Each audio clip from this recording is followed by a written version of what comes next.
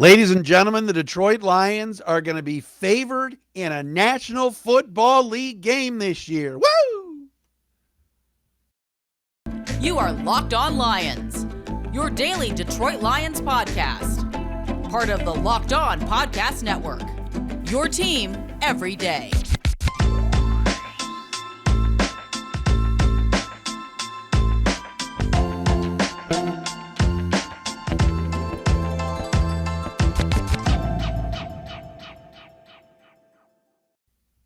Hey, what's happening, everybody? Locked On Lions, Locked On Podcast Network. We played it on a Tuesday, July the 5th, and a Wednesday, July the 6th. Matt Dery with you on the Locked On Podcast Network. Thank you for listening. Thank you for watching, making us your first listen each and every day here on Locked On Lions. Yes, coming up on the show today, betonline.ag, our good friends, one of our great sponsors, has all the point spreads right now for every single game the Lions are going to play this year. Now, is this dumb and a stupid summer topic? Yes. Are we going to do it? Absolutely. Right here on Locked On Lions. And indeed, the Lions are finally favored in a football game. We talked about it yesterday. The Lions were underdogs in every single game they played last year. Yet, they finished the season 11-6 against the number. We will tell you what the odds look like for the season for the Lions, and obviously these will change as the year goes on, but we'll get into what they look like right now coming up on the program today. Also, a CBSSports.com writer rips Dan Campbell. Wow. This made no sense. I know this is making the rounds today. We will talk about it as well on the show. Also, one of our YouTube subscribers and commenters made a comment that kind of resonated with me, and I'll explain it in terms of going to games. We'll get into that. And also, the Lions will have a new beat writer coming up this season. We'll tell you about that on Locked On Lions today. Again, thanks for making us your first listen and listening and watching wherever you find us. You can find us on Twitter at Dery Speaks, Dery Speaks, at Locked On Lions on Twitter, the Matt Dery Facebook fan page, and also right here on YouTube. If you're watching the video and subscribe on YouTube, we appreciate you doing so. And check us out each and every day here on the video side. Subscribe to our Locked On Lions YouTube channel. All right, first and foremost, I love when I open up my inbox. And no, this is not a Jimmy Fallon bit, but I open up my inbox and I see an email from the legendary Jimmy Shapiro. Or is it Shapiro? I don't know. But regardless, Jimmy likes to send stuff from our friends at Bet Online, and they are the latest odds for NFC North teams throughout the season. And for the first time, like I said, in years, it seems like, the Lions are going to be favored in a game this year. There are 15 games that have been put out so far on the docket for the Lions. 14 of them, the Lions are underdogs, and one of the games, they are a favorite. Anybody want to guess which game the Lions are favored in? Is it the game against the Jets? No. Carolina? No. The Bears? Even? No. Not even that game. Actually, that's one of the games. The game with Chicago at Detroit is not yet on the board, apparently. But indeed, when the Detroit Lions host the Jacksonville Jaguars, and so let's hold on, I'm doing this on the fly. Week 13, the Lions are 2.5-point favorites right now in Vegas over the Jaguars. First time in years. First time in 2 years that your Detroit Lions are favored in a game. It is week 13 against Jacksonville. Excitement galore. Interesting, to say the least. The remaining games that Vegas has odds for the Lions, they are underdogs. Week 1, right now, if you want to gamble on the Lions in week 1, right now, against Philadelphia Eagles at home, I don't even know the date. Is it September 9th, 11th, whatever it is? The Philadelphia Eagles will come in as 4-point favorites against your Honolulu Blue and Silver Gladiators right now. Now, it was 1 year ago that the Eagles came into town and absolutely whooped on the Lions. I mean, it was ugly And the Lions could not stop Philadelphia en route to like a 41-6 loss or whatever it was. Week 2, Washington at Detroit. The Lions are just a 1.5 point underdog. Lions at the Vikings. Detroit +9. Seahawks at Lions. That would have been one I would have guessed. Lions +1.5. Lions at Patriots. Detroit plus, 9.5. Is it their biggest point spread to overcome so far? No. Because the next week, I believe this is after a bye, the Lions go to Dallas, take on the Cowboys. Then Dallas is a 10.5 point favorite right now. Detroit hosting Miami, Lions +4. Green Bay at the Lions, Lions +8. Lions at the Bears. Chicago is just a 2-point favorite. That will change as the season goes on. Lions at the Giants, New York -2.5. Buffalo at the Lions, Thanksgiving Day, Detroit +9. We mentioned Jacksonville at the Lions, Lions -2.5. And then Detroit hosting Minnesota, Lions +5.5. Lions at the Jets, New York -3. And then Lions at the Panthers, Carolina -3. So the Bears game at home and the Green Bay game in Green Bay are not yet on the board for the Lions. Does that surprise you? It does a little for me. I figured that the Lions would be favored maybe in a couple of these games, including the Chicago game, because I think the Bears are bad. Maybe even the Carolina game. I know that's a road game for Detroit at Carolina, where the Panthers are -3. Home games, Washington, I think that's going to be around a pick 'em in week 2, and then a lot will be based on what Washington looks like with Carson Wentz in week 1. But I think Washington, while their defense is pretty good, they got a nice front. I think Wentz and company stink. I know McLaurin's good, but I could see the Lions being favored in that game. And the Seahawks game, too. I mean, if Drew Lock and Geno Smith and that band of renown really, really start slow and look bad, the Lions might just be favored in week 4 in that game against Seattle. But currently, right now, they are at +1.5.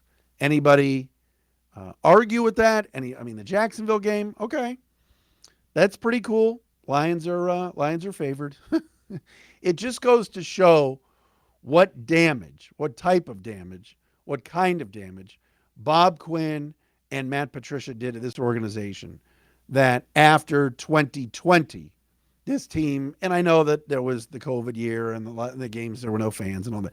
It just goes to show just how low it got here for this football team. But people talking about the health of Jeffrey Okudah, another year of Aaron Glenn as defensive coordinator and all of that, giving this Lions team an opportunity to get better. And I think as the season goes on, we will see more games where Detroit is favored. Not a lot, but a handful. So I truly believe that to be the case. All right, Dan Campbell, someone took a shot at Dan Campbell and ranked him on a list that I think is ridiculous.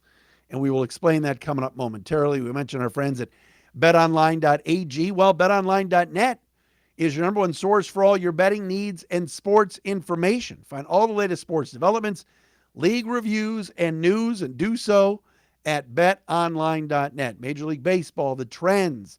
Who would have thunk it? The Detroit Tigers sweeping my Cleveland Guardians yesterday. A disgraceful performance from the red, white, and blue as the Tigers take 2 down at Comerica Park. Get all the information that you need, odds and everything else at betonline.net. It is your continued source for all your sporting wagering information, live betting, esports, and scores. And betonline.net remains the best spot for all your sports scores, podcasts, and news this season. That includes MMA, boxing, and golf, whichever league you follow. Head to the website today or use your mobile device to learn more about the trends and the action. BetOnline, where the game starts. All right, it is a Tuesday edition of Locked On Lions right here on the Locked On Podcast Network. Hope everybody is doing well, feeling good here as we are through the 4th of July. All right, here we go with a story that has surfaced on CBSSports.com from Cody Benjamin. This was posted before the start of July here, but it's just picking up some steam locally. And that is the NFL head coaching rankings from Cody Benjamin at CBSSports.com. Now, there should be no surprise at all when you look at the head coaching rankings that Andy Reid is number one of the Chiefs, although you can make an argument for Sean McVay. McVay is number two with the Rams. And at number three, Bill Belichick. Number four, Mike Tomlin. And number five, John Harbaugh. 1 through 5, you could argue, you could talk about. What about LaFleur? All these names. But bottom line is that's a pretty solid description. It's a pretty solid ranking of those top 5. Bottom 5 coaches. And Benjamin ranks them and calls them stuck in the mud.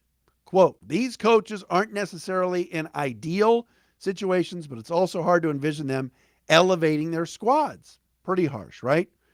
Number 32, last on the list, Lovie Smith, head coach of the Houston Texans. It's obvious that the Texans have no idea what they're doing as an organization.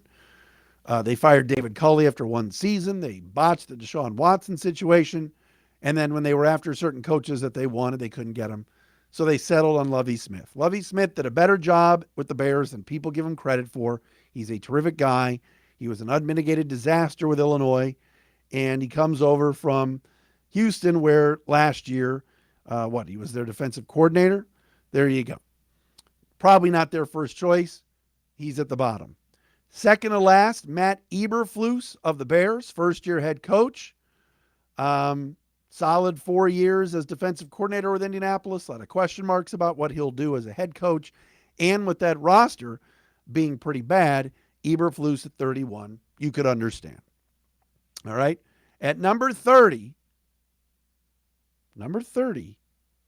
he puts Dan Campbell. Second year with the Lions, third as a head coach. He counts the interim tag with the Dolphins. So 8-20-1 career record as a head coach. 3-13-1, of course, with the Lions. 5-7 with the Dolphins. Benjamin writes, quote, Detroit won't like this because he took the nickname Dan the Man to new heights as a first-timer. I don't know anybody that called him Dan the Man, but okay. Invoking archaic humanity with his tearful war cries and kneecap speeches. But energy doesn't equate to wins, and his 3-13-1 debut confirmed, and not even an influx of speedy weapons may absolve the continued commitment to quarterback Jared Goff. Note, Campbell technically served as interim head coach of the Dolphins in 2015. Dan Campbell, third to last, third worst head coach, according to Cody Benjamin of CBS Sports. Come on, Cody. It's very easy to pick on Dan Campbell. First of all, nobody called him Dan the Man. MCDC, Motor City Dan Campbell, the Danimal, which is what I called him. Dan the Man, not sure anybody called him that.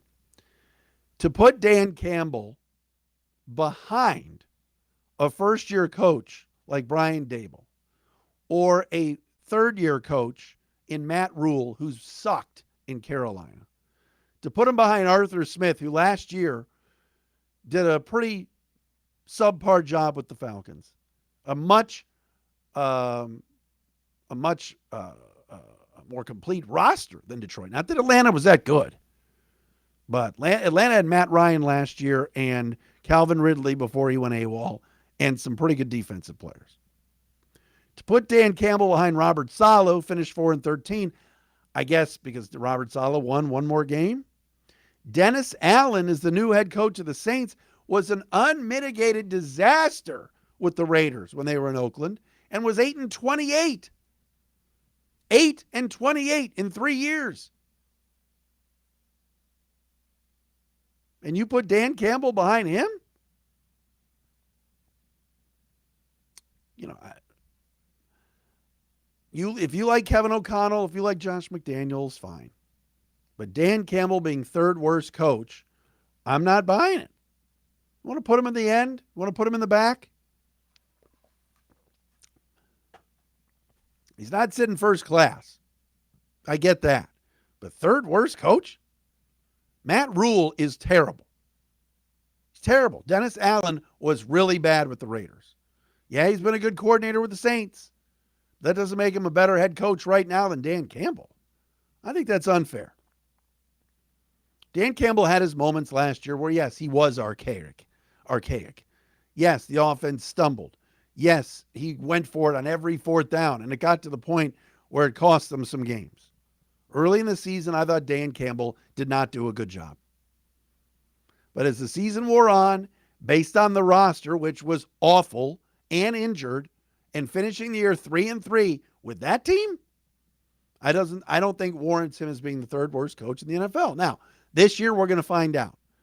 If he continues to botch fourth down calls, if the guys aren't ready, if the guys aren't lined up, if players don't improve, you want to make him the number 30 coach in the league? Excuse me, go for it. But 30th now? No, I think that's a little bit unfair.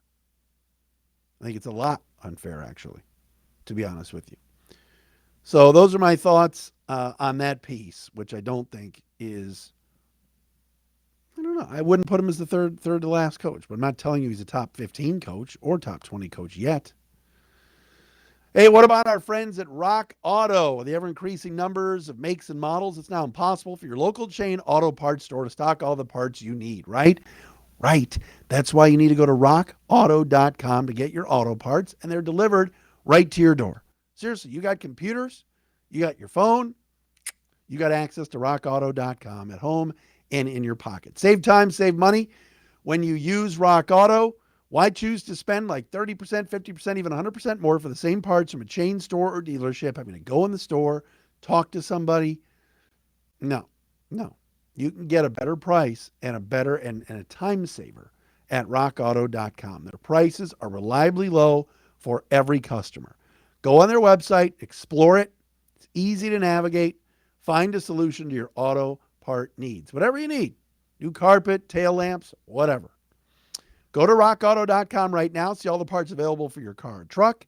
And write Locked On and how did you hear about us box so they know we sent you. Amazing selection, reliably low prices, all the parts your car will ever need at rockauto.com. All right, I got to give a special shout out to our buddy Chris Burke. If you didn't see this online today, and I'm a big Chris Burke fan from The Athletic, you can follow him on Twitter at Chris Burke NFL.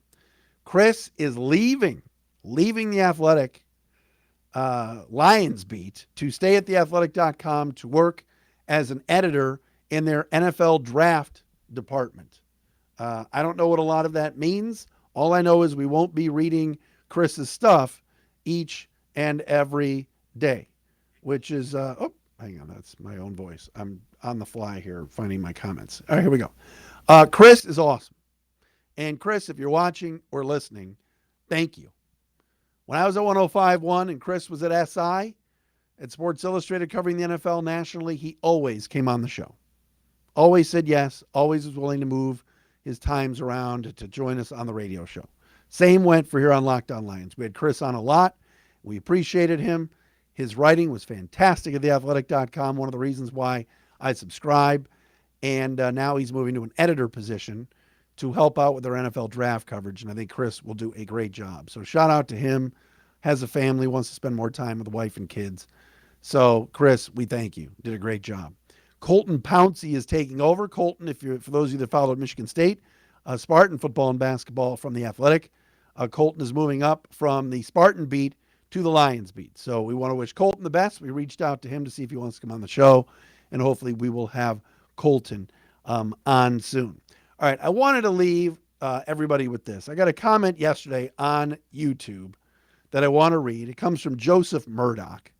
And Joseph was commenting on yesterday's show, and he said, quote, home opener should be looked at as a must-win payback game. Campbell needs to have them ready to set the tone for the season with a win against a good Eagles team. Hopefully the fans show up and get loud. Go Lions. Thank you, Joseph, for watching and commenting. He made a comment there which I want to touch on. He said, hopefully the fans show up and are loud. First and foremost, I've always been one to say, where are the fans? Where are the crowds? Whether I'm doing my Cleveland Guardians podcast with my brother Todd, the Dery Brothers Guardians cast, Whether I've talked before about the Pistons on the Pistons pod, here about the Lions with the Lions on the Locked On Lions, which we've done now for 6 years. And I have made reference sometimes to crowd size. And I have said fans didn't show up, or where were you guys? Or, oh my God, look at all those empty seats. And I've done that, and I've said that. And I want to amend that to an extent, because what, I think it was Randy was his name. What did I say his name was? What Joseph Murdoch is writing, is interesting about the fans showing up. Last night, I attended the second leg of the doubleheader between the Tigers and the Cleveland Guardians. As many of you know, I'm a Cleveland guy. I'm a Guardians fan. That's my squad. I love them so much, okay? And I was there last night. We had very good seats, 6th row behind the on-deck circle for the Tigers. Awesome seats. And it was fun. And actually, it wasn't fun. I will say this. Going to a sporting event at times can be a grind. It can be grueling. And I'm not going to sit here and complain about last night, and these tickets didn't cost me anything. A friend gave them to me, and I appreciated it. And the Tigers, they do as good a job as they can. I don't think it's a great ballpark. I think the stadium experience is average, okay? But to hear the language that is used at these games, to hear people yelling, "You suck," every 5 seconds to the Guardians players, to a guy like Javi Baez. Javi Baez has been a bust, okay? And if you're a paying customer, you have every right to boo. You have every right to jeer a little bit. But the personal attacks, hearing people yelling stuff like, "Hey, Javi, you going to get above 200?" Like, every pitcher that came in for the Guardians, this guy 10 rows behind me to my left, "You suck. This guy sucks. That guy sucks. Hey, Sandy Leone, the backup catcher, you got a girl's name. You suck." Like, the experience of going to a sporting event. And I remember last year, Kyrie Irving and the Nets flipped off the fans, used the middle finger numerous times. And I said to myself, awful way of responding for a pro athlete. And now everybody's got their phones, and I'm trying to watch the game, and these people are, they've got their phones up and they're videoing all the time. I don't blame many of you for staying home. Yes, Lion games are fun. All right. I love Ford Field. I think Ford Field's great. And when the fans in the end zones are really into it, it does help the Lions defense. So I'm not telling you not to go. But when I read that comment from Joseph, like, hope they pack the place, I do understand those of you that don't want to get out of bed or don't want to get off your couch and hike downtown when people around you just act like idiots or stand on their seats and start videotaping with their phones. Like, what are you taping? Are you going to post that on your Instagram or Facebook or Twitter and be like, "Hey, look, I was there"? Like, sit down. We're at a baseball game. You want to videotape on your phone when Miggy Cabrera comes out? Miggy Cabrera said hi to everybody. This guy loves the fans. All right, I'm no Cabrera fan, but you know what? This guy's waving to people. He's smiling at kids. Videoing that would be cool. But when he's up at the plate or when he's just swinging in the on-deck circle, is it that necessary to be holding your phone up? So I'm like trying to see the game. I don't blame maybe some of you for staying home and watching the Lions on TV on your giant screen in HD. Just a thought of mine for you. All right, that'll do it for this Tuesday edition of Locked On Lions. Thanks for making us your first listen. Subscribe if you haven't on YouTube, and we will talk to you again tomorrow.